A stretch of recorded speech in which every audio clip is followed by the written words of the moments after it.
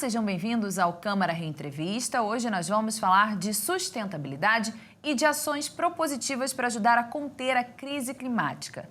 Somente no mês de junho, por exemplo, há muitas datas comemorativas voltadas ao tema: o Dia Mundial do Meio Ambiente, Dia Nacional da Reciclagem, Dia Mundial dos Oceanos. E para saber como conservar e cuidar melhor da nossa cidade, vamos conversar hoje com o Bernardo Egas, coordenador de sustentabilidade da Câmara Municipal do Rio. Obrigada, Egas, pela sua participação. Antes de dar início à nossa conversa, vamos assistir uma reportagem. O Dia Mundial do Meio Ambiente, comemorado em 5 de junho, foi instituído pela Organização das Nações Unidas em 1972, durante uma conferência em Estocolmo, na Suécia, para discutir a necessidade de preservação de recursos naturais que até então eram considerados inesgotáveis. Em 2009, na mesma data, foi criado o Dia Nacional da Reciclagem, destacando essa como uma das principais alternativas de sustentabilidade e regeneração. Há ainda o Dia Mundial dos Oceanos, celebrado em 8 de junho desde 1992, com o objetivo de ressaltar a importância dos oceanos para o equilíbrio da vida no planeta. Xandinho ainda não era nem nascido quando esses marcos foram estabelecidos, mas desde muito cedo começou a se interessar pelo plantio de árvores e cuidado com a natureza. Nós temos aqui no quintal de casa, tem uma árvore em frente aqui que depois que ela dá a flor, ela dá a semente, né? O ipê rosa. E vinha muita semente pro quintal, ele um bebê muito novo e perdia o sono na madrugada, acordava 5 horas da manhã e ia pro quintal brincar. E nisso ele começou a mostrar a ele que aquilo era uma semente, que colocasse na terra, ela ia germinar, ia dar uma árvore. E começou sempre querendo estar colocando aquelas sementes nos vasos, nos saquinhos, na caixinha de leite. E depois começou a dar muita muda dentro de casa. Aí a mãe, pô, o quintal tá uma floresta. Aí nós saímos pra rua, falei, filho, tem que destinar essas mudas em um local. Hoje, o menino que planta, como é conhecido, é o responsável por 1.383 mudas de árvores e sabe que é um grande agente transformador do futuro, mas também do presente. Eu me sinto muito emocionado, porque pensando naquilo, isso vai ajudar as pessoas que estão com a gente nesse tempo e no futuro. Essa árvore vai gerar oxigênio para as pessoas do futuro e para as pessoas do nosso tempo.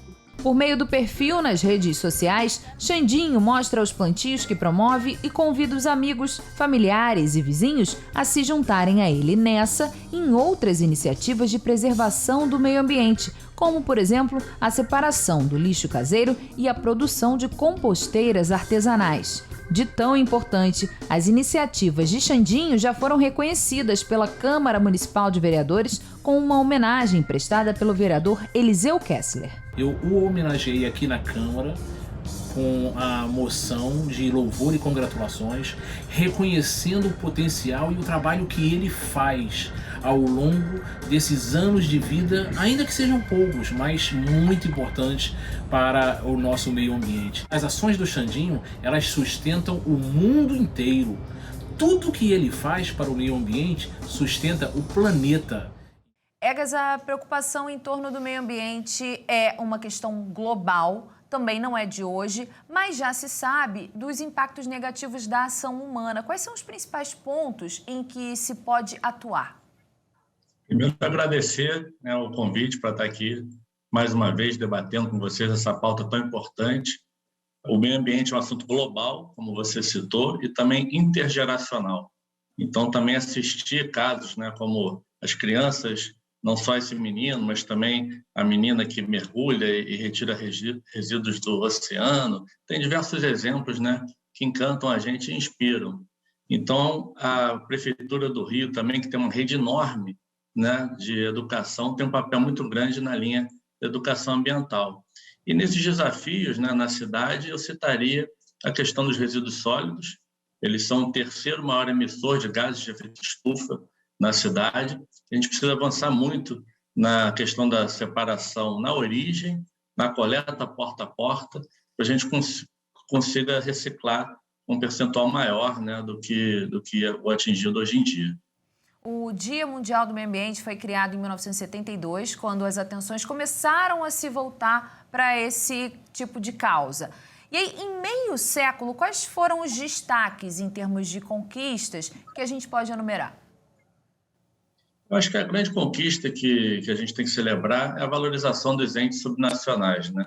Na questão climática, nesse combate às mudanças climáticas. Então, os estados, e principalmente agora as cidades, tomando, né, certo protagonismo nessa luta global que tem sempre um impacto local, né? Então, a gente precisa valorizar essa questão dentro das cidades. O Rio de Janeiro tem uma experiência grande nisso, há 30 anos que atua na questão climática, então sabe os desafios que tem pela frente na adaptação, na mitigação do impacto da mudança do clima na nossa cidade.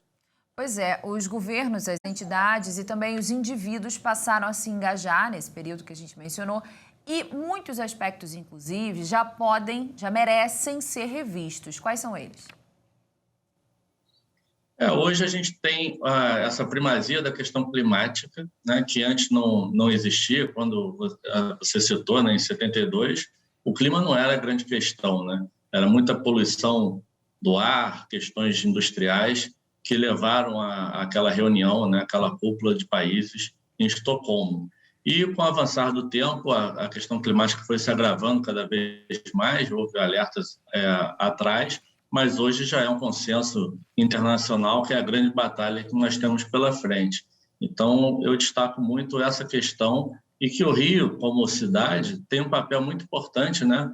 Não só por ter realizado a Rio 92, né? 20 anos após essa grande conferência de Estocolmo, foi a outra grande conferência internacional, reunindo 178 países e fazendo uma grande declaração para o planeta. E agora o clima é realmente o grande tema que nós temos que enfrentar. Então, o Rio, como protagonista, né, internacional dessa questão, tem um papel fundamental. E esse tipo de iniciativa individual, como a que a gente acabou de assistir, do Xandinho, né, o menino que planta, elas têm um impacto rápido na comunidade? Com certeza. Eu acho que a sociedade caminha nesse sentido, né, do consumo consciente e também de entender o impacto que a gente provoca no planeta. Isso é, como eu falei, um tema intergeracional e todo mundo tem um papel dentro desse tema. Então, qualquer casa, né, a gente pode tratar a separação dos resíduos. Geralmente, 50% dos resíduos domésticos são resíduos orgânicos. Então, existe uma preocupação muito grande em não misturar o orgânico com o resto dos resíduos, porque é aquele resíduo orgânico que acaba sujando o resto todo. Se você separa só o orgânico e destina corretamente, o resto já é muito mais fácil. Até uma cooperativa pode pegar tudo junto e separar. O que não dá é para a gente juntar tudo e colocar dentro de um saco preto e querer se livrar daquilo, porque isso vai ter um impacto, né, de décadas pela frente e gerando o metano, que é um gás muito pior do que o dióxido de carbono, na questão do efeito estufa. Então, todo mundo tem um papel nessa causa e o impacto, com certeza, é muito relevante. Você falou ainda agora sobre economia verde, economia azul. A proteção e a melhora do meio ambiente afetam, inclusive, o desenvolvimento econômico do mundo. Com certeza. O meio ambiente equilibrado é um direito de todos, né? Está na nossa Constituição. Cabe a todos preservá-lo para as futuras gerações. Então, inclusive, na Constituição muito bonito, porque é um artigo que já fala até de direitos de pessoas que nem existem ainda. Então, a gente tem um dever muito grande de preservar isso, né? Isso tem a ver com a dignidade da pessoa humana, de você poder viver em um local também com saúde, né? Que você possa respirar um ar limpo, que você possa entrar numa praia, né? E não sair cheio de doença. Então, tudo isso é muito importante para a nossa existência e para as futuras gerações, para que eles possam ver, né, ter o privilégio de ter o planeta que a gente tem hoje, com a biodiversidade que existe hoje, com as espécies que habitam aqui, porque elas também são muito importantes no ecossistema como um todo. Egas, para a gente encerrar esse bloco, de que maneira a Câmara Municipal de Vereadores do Rio de Janeiro contribui para uma cidade mais sustentável? A Câmara, nessa legislatura, tem atuado muito nesse sentido. Foi criado um projeto pelo pelo presidente Carlos Caiado, que é o Câmara Sustentável. Nós fizemos uma grande reunião, né, no ano passado, debatendo a questão do lixo zero, tendo essa meta como referência. Trouxemos os grandes especialistas do país nesse assunto para debater. Instituímos no calendário oficial da cidade a Semana Lixo Zero, fizemos audiência pública sobre a questão dos resíduos sólidos na cidade. A Câmara venceu um prêmio, né, que eu fui receber pessoalmente em Manaus, esse prêmio pelas políticas públicas que vem desenvolvendo também nesse sentido.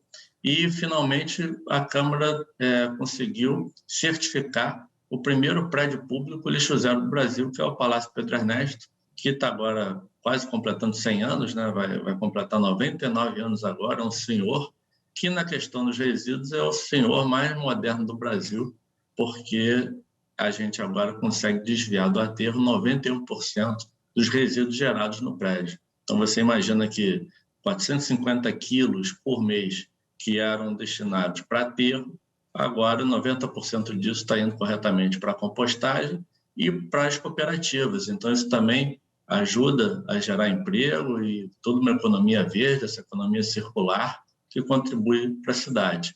Então, é uma casa de leis, né, que além das leis que tem que fazer e todo o processo legislativo, também atua dando exemplo nessas causas sustentáveis. Ótimo, daqui a pouco então a gente continua conversando, tá? O Câmara Reentrevista vai para um rápido intervalo, mas volta já, não sai daí.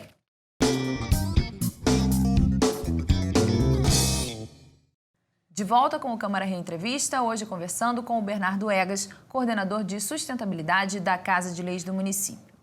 Vamos conhecer a opinião das pessoas nas ruas sobre esse tema. Eu era síndico de um prédio e não tem como a gente fazer a coleta seletiva porque a prefeitura não dá estrutura para a coleta e fica muito caro para o prédio fazer da maneira que dá, então, da maneira que é viável. Então isso é muito importante, a gente precisa começar a parar de pensar naquilo que a gente poderia fazer e fazer, só que precisa do apoio governamental para isso. Principalmente a espiga, né? Principalmente a espiga dos controles remotos, realmente eu tiro que não estava servindo mais e coloco no lugar adequado, para não misturar com os lixos normais da casa. Protegendo a natureza, catando a PET, a latinha, o papelão. Primeiramente é para você entender que isso faz parte do nosso ambiente, nós fazemos parte dele. Isso que é o mais importante. E à medida que a gente preserva o ambiente, a gente está preservando, nós estamos nos preservando. Acho que isso que é a consciência que todos temos que ter, né? E aí, Egas, o que você achou desses depoimentos? Isso é verdade, isso é uma via de mão dupla. Então, a sociedade precisa evoluir nessa consciência, mas o poder público também precisa colaborar, principalmente na questão da coleta seletiva. Então, não dá também para a sociedade fazer a separação e depois isso ir tudo misturado para um aterro. Então, onde não há coleta seletiva, existem até cooperativas que tentam fazer esse trabalho, né? Então, quando existe essa separação organizada, né, de uma forma consistente, é interessante para as cooperativas retirar esses resíduos, mas precisa ser uma coisa muito bem combinada, né, para dar certo. Se o poder público colaborar, fica muito mais fácil. Inclusive, a Câmara tem também falado muito sobre isso. O vereador Vitor Hugo, em um recente debate também, alertou sobre isso, porque desestimula muito o cidadão quando ele faz a separação e vê que não foi efetivo, né? Que isso foi tudo para aterro misturado. Então, a gente precisa ter a separação na origem e a coleta seletiva para destinar corretamente os resíduos, né? Porque a gente tem todos os atores na cidade. Nós temos catadores, temos indústrias de reciclagem, os recicladores. A gente só precisa ter o arranjo certo para que os resíduos possam ir para o local correto. Então, a gente tem casos assim, a gente importa matéria-prima para fazer papelão, importa do Ceará, e pega o papelão aqui e manda para o aterro depois. Isso podia ser reciclado. Tem inúmeros casos assim, que a gente precisa evoluir bastante. Tem muito potencial, porque as pessoas querem ajudar. No primeiro bloco, a gente estava falando sobre ações da Câmara Municipal de Vereadores voltadas à sustentabilidade, né?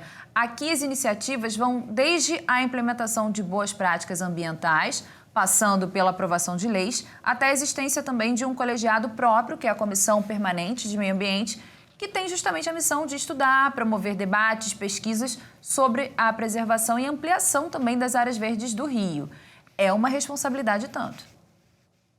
Com certeza, essa é uma comissão da mais alta importância, né? O vereador Zico, o vereador Chico Alencar e o vereador Vitor Hugo, que desenvolvem esse papel. Existe um debate muito grande em relação aos parques urbanos, em relação às áreas verdes também protegidas da cidade, e também essas outras questões que a gente vem falando sobre coleta seletiva, resíduos sólidos, né? Teve a audiência que eu citei, que o Vitor Hugo conduziu, sobre resíduos sólidos, que a gente teve inclusive a participação do presidente do Instituto Lixo Zero aqui na Câmara, o Rodrigo Sabatini. Então, são inúmeras ações também de fiscalização do trabalho da Prefeitura nesse sentido, da própria fiscalização que a Secretaria de Meio Ambiente promove na cidade e de auxílio também, né, nessas tomadas de decisão que o poder público tem que fazer. Os parlamentares aprovaram uma lei que reconhece o estado de emergência climática global que ameaça a humanidade e estabelece a meta de neutralização das emissões de gases do efeito estufa no Rio até 2050. E também adotaram a Agenda 2030 para o desenvolvimento sustentável como uma diretriz para a promoção de políticas públicas municipais. Essas metas elas devem ser revistas a cada 5 anos, sem ser reduzidas. É uma discussão que está contemplada, inclusive, no plano diretor da cidade? Com certeza, né? Eu acompanhei essas discussões e a revisão do plano diretor, que agora também contempla ações de mitigação e adaptação do clima, que são as questões urgentes do momento. O plano diretor anterior, né, não tinha tanto essa ênfase, e agora essas questões estão contempladas. É muito importante nós termos essas metas previstas nas leis da cidade. Então, nós temos leis e decretos com metas ousadas, mas também planos de ação para atingir essas metas. Então, existem também esses planos de ação, existe o Plano de Desenvolvimento Sustentável da cidade, que faz esse cronograma, né, esse passo a passo, que torna possível que essas metas sejam atingidas nesses prazos estipulados.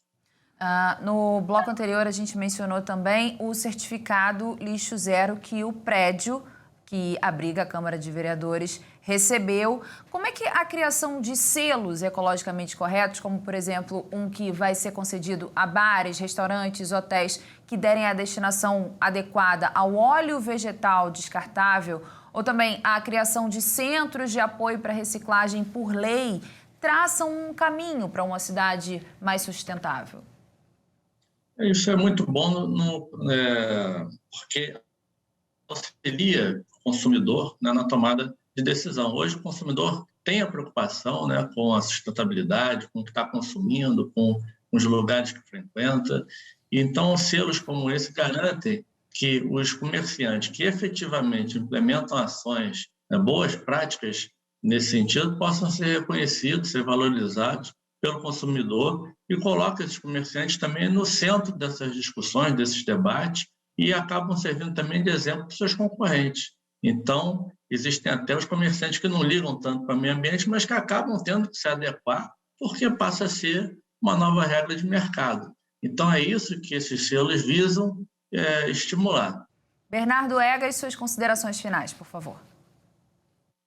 Só dizer que é muito importante esse trabalho que a Câmara vem fazendo nessa legislatura sob o comando do presidente Carlos Caiado, colocando a pauta da sustentabilidade sempre como um dos pilares, né, da condução dos trabalhos da Casa, não só na elaboração das leis, mas também nas ações que a Câmara tem feito fora do próprio prédio da Câmara, apoiando ações que já acontecem por toda a cidade. Então, boas práticas que acontecem, a gente tem reconhecido, tem participado, apoiado eventos. Tivemos um grande mutirão na Praia de Copacabana para comemorar os 30 anos do Dia Mundial dos Oceanos, por exemplo, e outras tantas ações que a Casa vem fazendo, e debates desse tipo também, que trazem sempre esse assunto à tona e promovem essa discussão, que é muito saudável para o amadurecimento do tema. O Câmara Rio Entrevista dessa semana fica por aqui. Você pode rever esse conteúdo pelo canal da Rio TV Câmara no YouTube, além de acompanhar as novidades da Câmara Municipal no nosso site, câmara.rio, e também nas nossas redes sociais pelo @CâmaraRio. Muito obrigada pela companhia. Até o próximo encontro.